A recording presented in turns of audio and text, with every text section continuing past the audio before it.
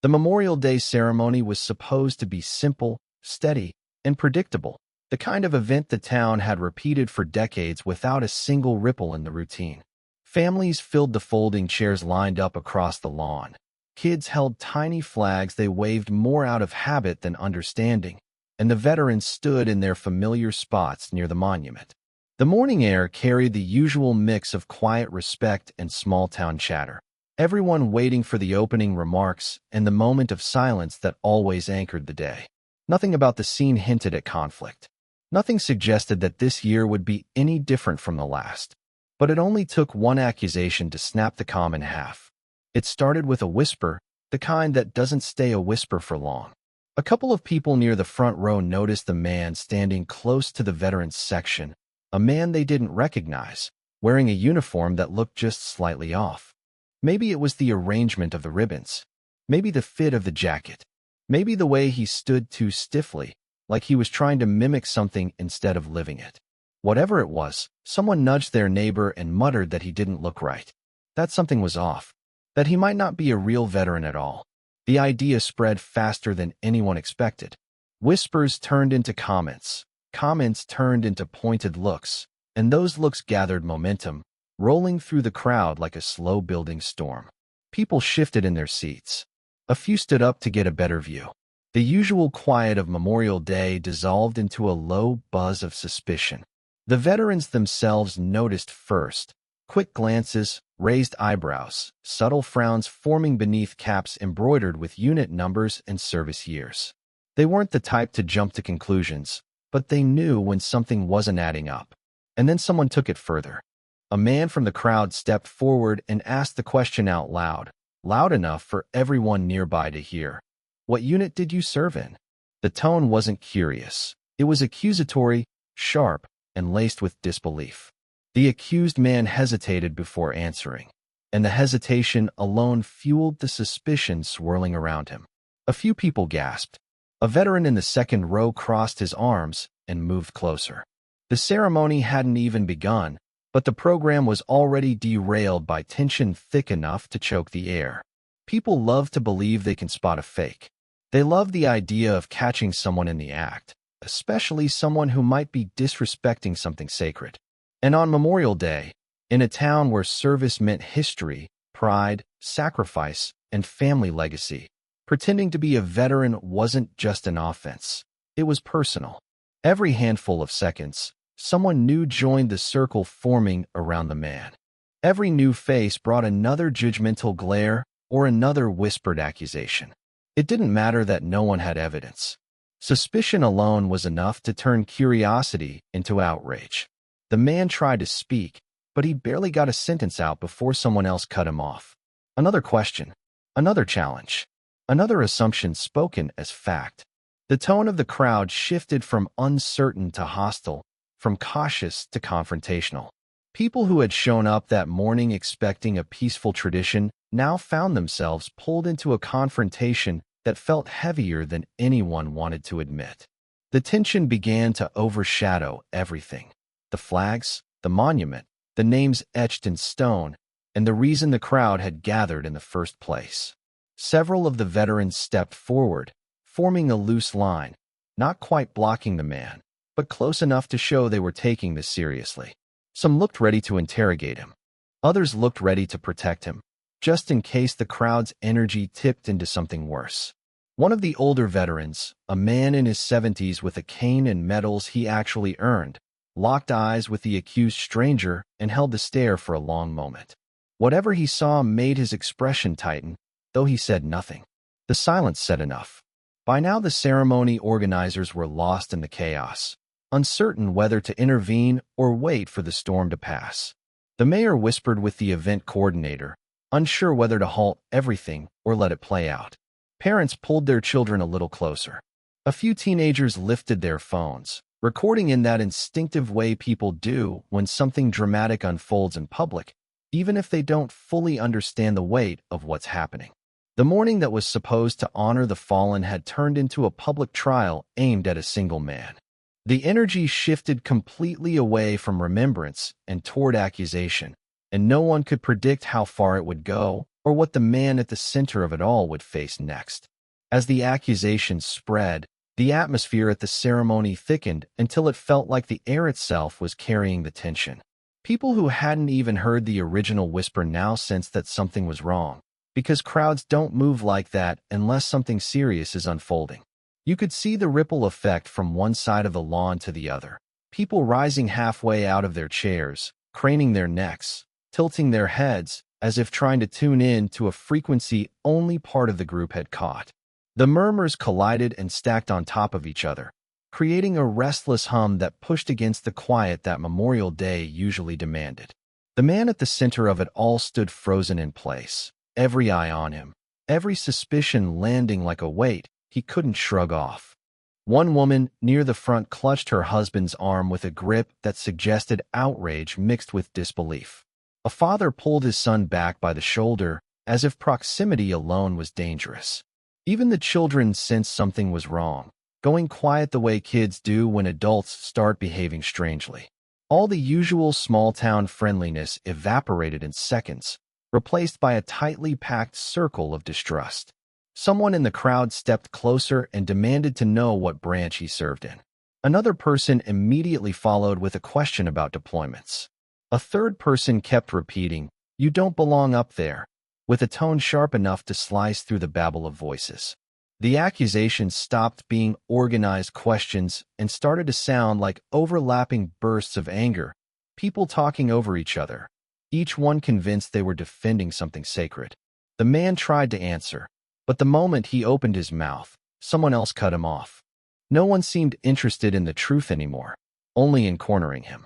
A couple of veterans stood off to the side, arms crossed, their faces carved with skepticism. They didn't move toward the man yet, but their body language made it clear they were ready to step in if needed. Veterans know how to read posture, tone, confidence, and authenticity. They know when a uniform tells a story and when someone is trying to hide behind it. Watching them watch him only intensified the crowd's agitation.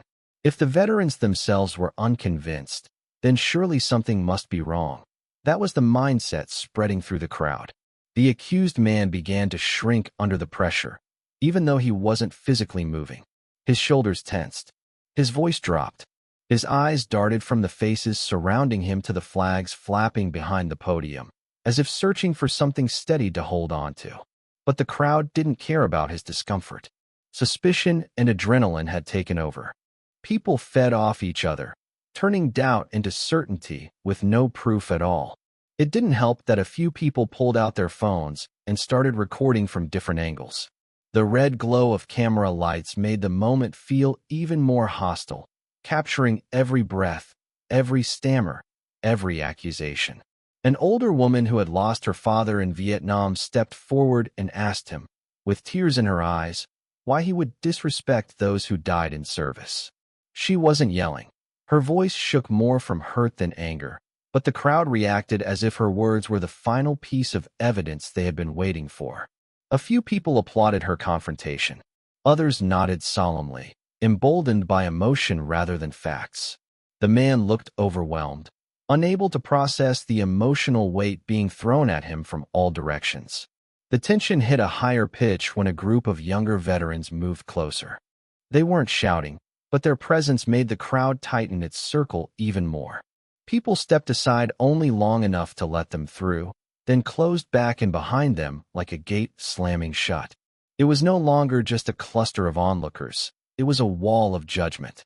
The accused man stood trapped between the veterans in front of him and the restless crowd behind him, pinned by expectation, fear, and mounting hostility.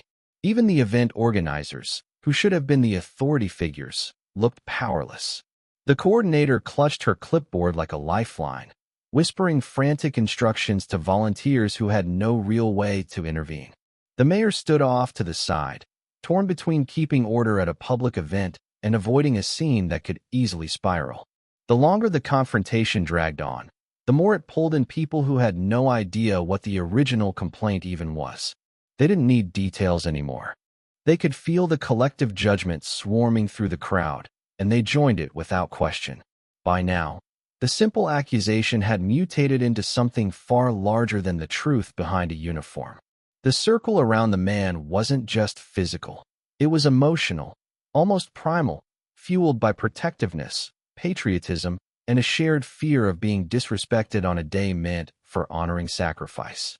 The energy was shifting, escalating, tightening with every passing second, and the accused man stood trapped at the center of it all, facing a storm he had no idea how to stop. The crowd's energy had reached a boiling point when everything shifted in an instant. It began with the sound of heavy footsteps cutting across the pavement, steady, purposeful, and so out of rhythm with the chaos that people turned automatically. The line of veterans closest to the disturbance snapped to attention before their minds had even caught up with their instincts. Someone muttered, "Who is that?" But no one needed an answer once they saw him.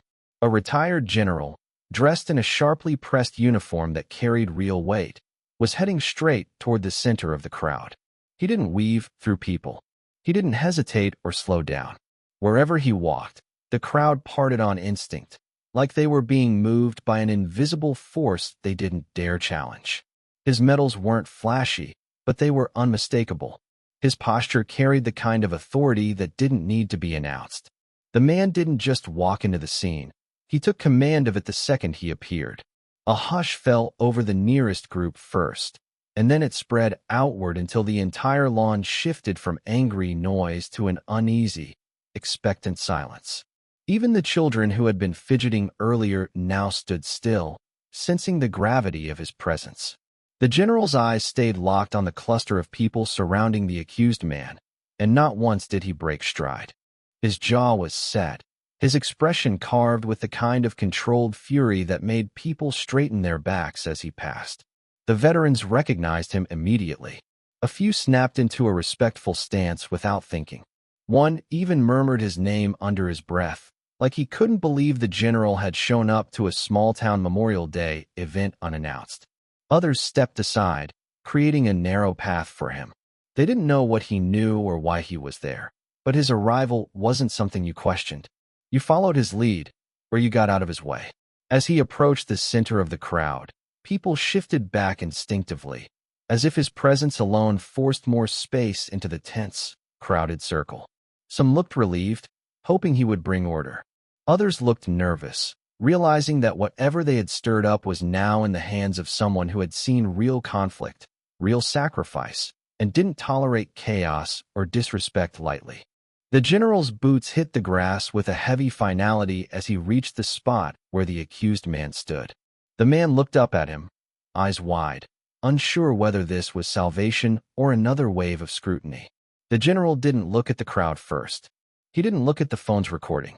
He locked his gaze on the accused man, studying him with a sharp, assessing stare that seemed to cut through fabric, posture, fear, and pretense all at once. For a few long seconds, no one dared to breathe. Even the flags nearby stopped rustling, as if the entire world was holding still. Then the general finally turned his head and scanned the circle of onlookers. His eyes moved slowly, deliberately, taking in every face, every clenched jaw, every person who had pointed a finger minutes earlier. He didn't need to speak for people to feel the weight of that look. It was a look that carried decades of command, discipline, and experience, the kind of authority that couldn't be faked or challenged.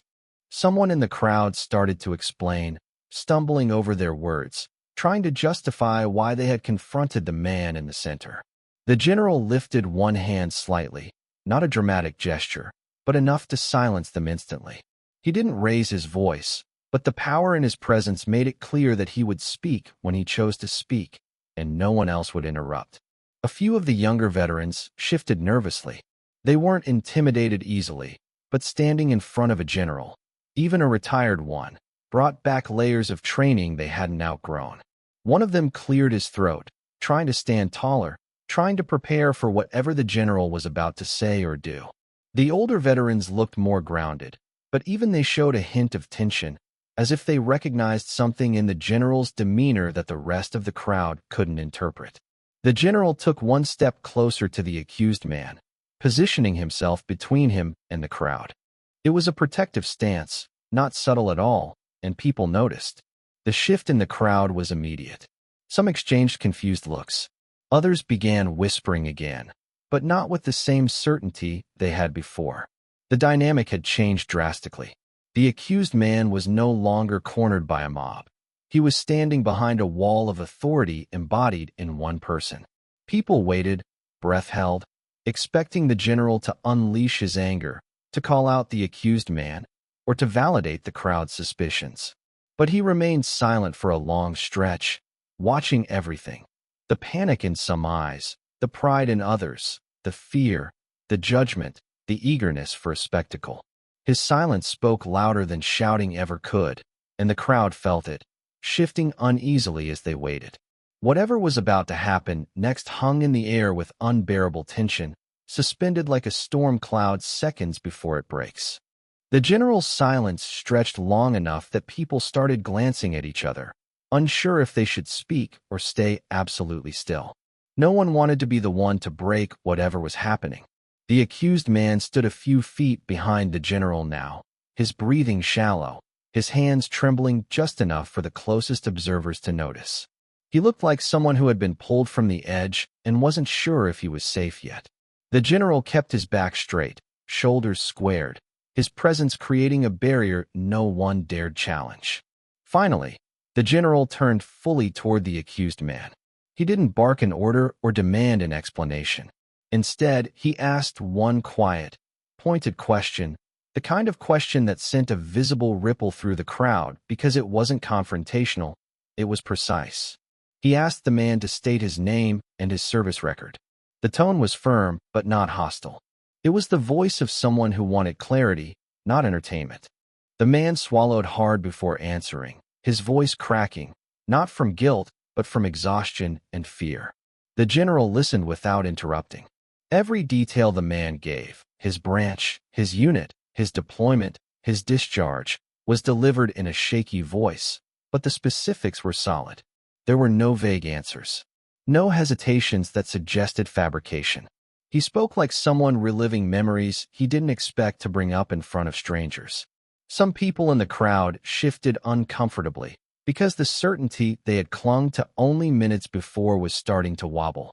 Others still stood rigid, refusing to bend, convinced the man was lying under pressure. One of the younger veterans stepped closer, arms folded, and muttered that anyone could memorize a story. The general shot him a quick glance, not angry, but sharp enough to make him stop talking. Without raising his voice, the general asked the accused man a series of rapid-fire questions. Dates, locations, commanders' names, operational details. These weren't questions you could guess. They were the sort of questions only someone who had been there could answer. And the man answered every single one, instantly and accurately, with the kind of emotional undercurrent that doesn't come from rehearsing a fake identity. A shift moved through the crowd, subtle at first. A couple of people lowered their cameras. One woman gasped softly. A man who had been one of the accusers slowly uncrossed his arms, his confidence draining the more the man spoke. The veterans in the front row started exchanging glances, the kind of glances that said they were reassessing everything. A few nodded slightly, as if recognizing the truth in the man's responses. The older veteran with the cane let out a breath he'd been holding, his expression softening just a touch. Then the general turned to the crowd. His expression wasn't furious, but it carried a weight far heavier than anger. It was disappointment, sharp, focused, and unmistakable. He spoke with a steady tone, telling them that every detail the man gave was accurate, that he knew the unit personally, that he had even served in overlapping regions and time frames. He explained that the man's uniform looked off, not because it was fake, but because it had been altered slightly to accommodate an injury from his service, something the crowd had mistaken as a sign of deceit. The words hit the crowd like a punch. People who had been loudly accusing him moments before now avoided eye contact, staring at the ground or at their shoes or at anything that kept them from seeing the general's expression. The teenagers who had been recording lowered their phones. The ones bold enough to keep filming zoomed out, confused, unsure of what narrative they were capturing anymore. One man tried to speak up and offer a justification for questioning him, but the general cut him off with a look, not a word. His silence this time communicated something colder, that they had crossed a line. Another woman tried to explain that the community just wanted to protect the honor of real veterans. But the general didn't let her finish. He told her that protecting veterans didn't mean turning into a tribunal based on assumptions. He pointed out that honoring service meant knowing the difference between vigilance and mob mentality. Some people in the crowd nodded slowly, shame creeping into their expressions. Others still had stubborn pride lingering in their eyes, but even they didn't dare argue directly with the general. The weight of authority pressed down on all of them. It was clear now that the confrontation they had escalated hadn't been about truth. It had been about appearances, judgments, and the satisfaction of calling someone out without evidence. The accused man stood quietly behind the general, not victorious, not vindictive, just drained. Hearing the general speak on his behalf seemed to steady him, but the damage had already been done. The general kept his stance firm, making sure the man remained shielded from the crowd as he continued addressing their assumptions, their rush to judgment, and their failure to consider that a uniform imperfectly worn could still belong to someone who had earned it the hard way. The crowd didn't shift all at once. It wasn't some instant transformation or sudden realization. It happened slowly, like a tide turning in small, uneven pulls. At first, there was only silence, awkward, heavy, and impossible to escape. The same people who had pointed fingers moments earlier now kept their eyes low, avoiding the general's stare and the man they had accused. The energy that had fueled the confrontation drained out of the air, replaced by something colder and far more uncomfortable: recognition. Recognition that they had been wrong. Recognition that they had let suspicion guide them. Recognition that their desire to protect the meaning of Memorial Day had twisted into something that didn't resemble respect at all. The veterans were the first to truly react.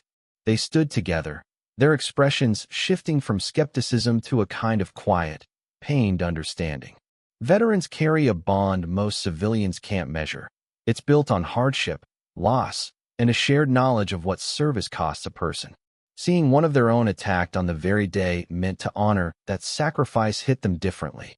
One by one, they took small steps back, giving the accused man space not because they feared him, but because they realized he should never have been surrounded like that in the first place. The older veteran with the cane moved forward with a slow, deliberate motion. He studied the man again, this time with none of the earlier suspicion. He nodded once, a subtle gesture, but it carried weight. It was an acknowledgement, a correction, almost an apology without the word being spoken.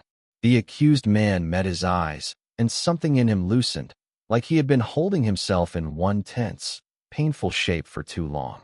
Among the civilians, the shift was less clean. Some looked horrified with themselves. A mother wiped at her eyes, her son tugging on her sleeve, confused by the sudden change in mood. A teenager who had been recording quietly locked his phone screen and slipped it into his pocket. A couple near the back whispered to each other, their voices barely audible, their earlier confidence completely gone. One man, one of the loudest accusers, took a slow step forward, then stopped. He opened his mouth to say something, then shut it again, realizing anything he tried to say would sound hollow.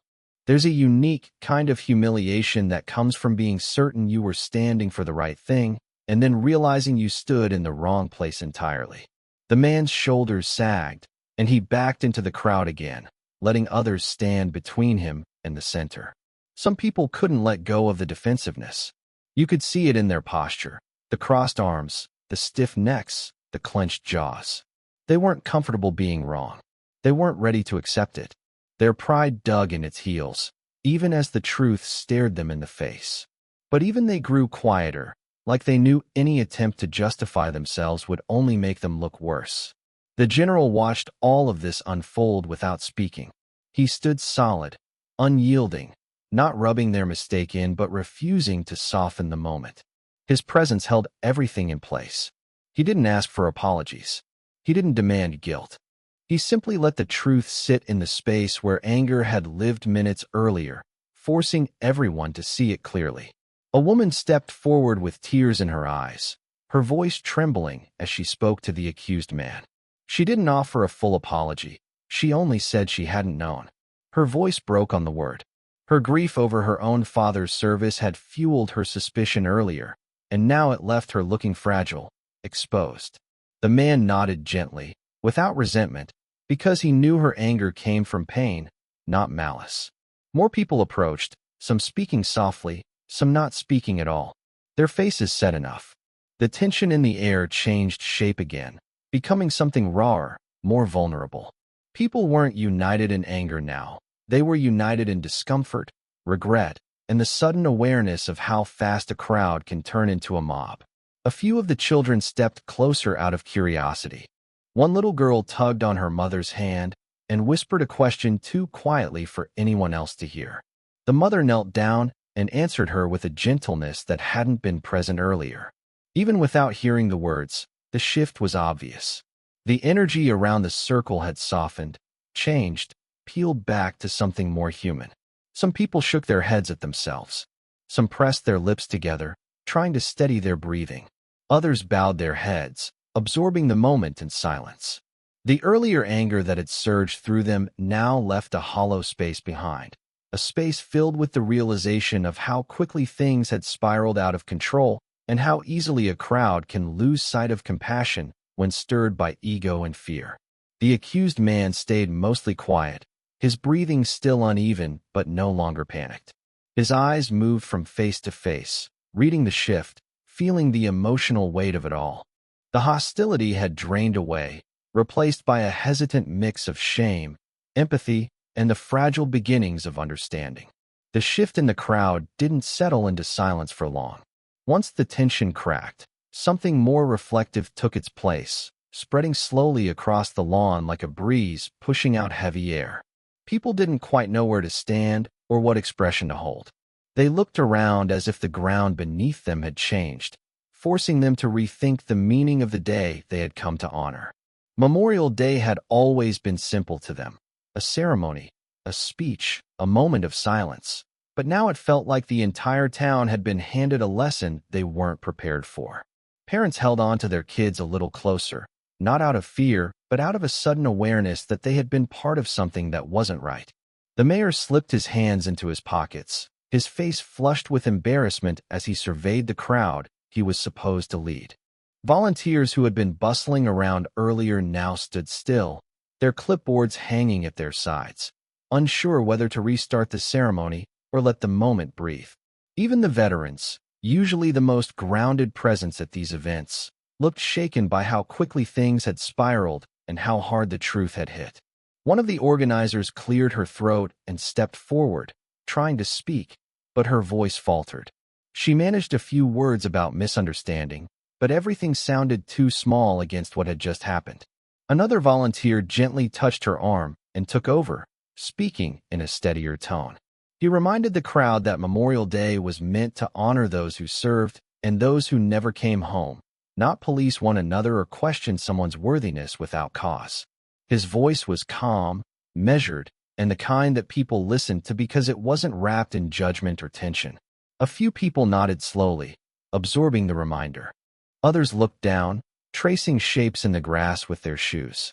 The general remained in place, arms behind his back, a still pillar in the middle of the shaken group. He didn't interrupt. He didn't try to take over the moment. His presence was already enough to anchor everything. The accused man stood slightly behind him, not hiding, but staying close to the only person who had stood up for him when the entire crowd had turned. A small group of veterans eventually stepped forward. They formed a loose semicircle around the general and the man, not guarding them, but standing with them. It was symbolic without being staged. One of the younger veterans cleared his throat and spoke about how easy it is for people who haven't served to misinterpret what they see. He explained how uniforms can look different depending on injuries, personal history, or modifications made during deployments. His tone wasn't scolding. It was informative, steady, patient. He wasn't angry.